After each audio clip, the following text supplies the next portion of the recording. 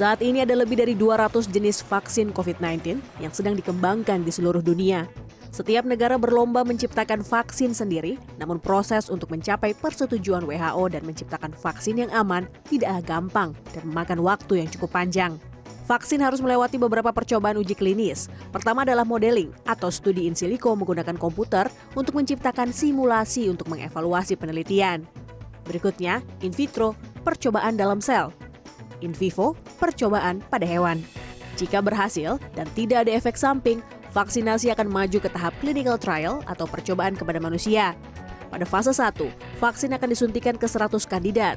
Fase 2, 1.000 kandidat, dan fase ketiga, 10.000 kandidat atau lebih.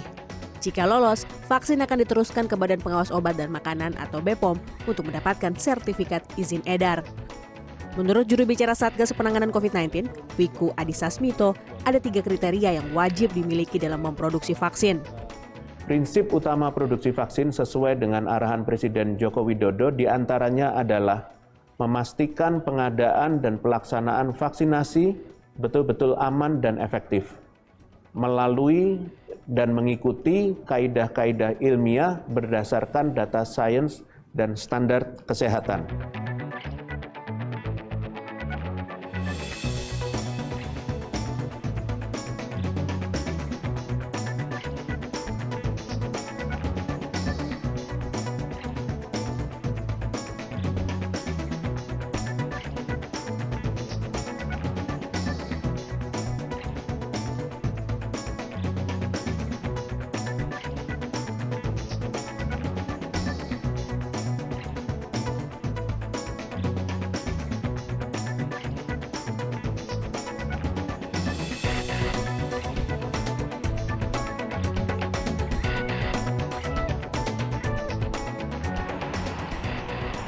Di dunia, kini ada 12 vaksin yang sudah memasuki uji klinis fase 3 seperti vaksin Moderna, Pfizer, CanSino, Sputnik V, Johnson & Johnson, AstraZeneca, Novavax, Medicago, Sinopharm, Sinovac, Covaxin, dan Bacillus Calmette-Guerin.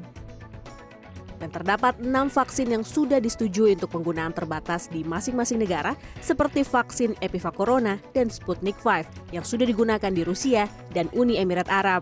Vaksin Sinopharm, Sinovac, dan CanSino di Tiongkok. Dari beberapa kandidat vaksin di dunia, Indonesia telah memilih 3 vaksin yang akan diproduksi di Indonesia, yaitu Sinovac, Sinopharm, dan CanSino.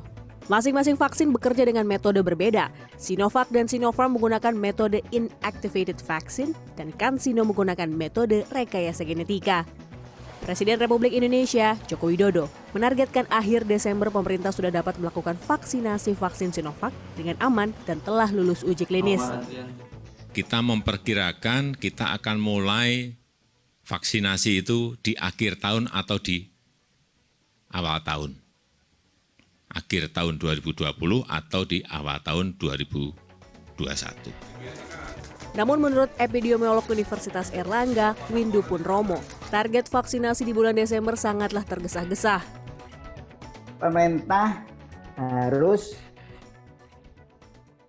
di dalam tujuannya memberikan vaksinasi, ya, itu harus nomor 1 adalah tujuannya adalah untuk melindungi warga masyarakat, ya, melindungi dari tertular tertular COVID-19 dan sekaligus tentu melindungi supaya mereka tidak meninggal karena COVID-19 kan. Nah, ya tak? Dan jadi kalau kita berhasil mendapatkan vaksin yang baik, efikasi dan safety-nya bagus, berarti melindungi dua-duanya itu. Ya. Tidak tertular dan selamat. Kan gitu ya. Jangan tidak tertular tapi nanti justru meninggalnya karena vaksin.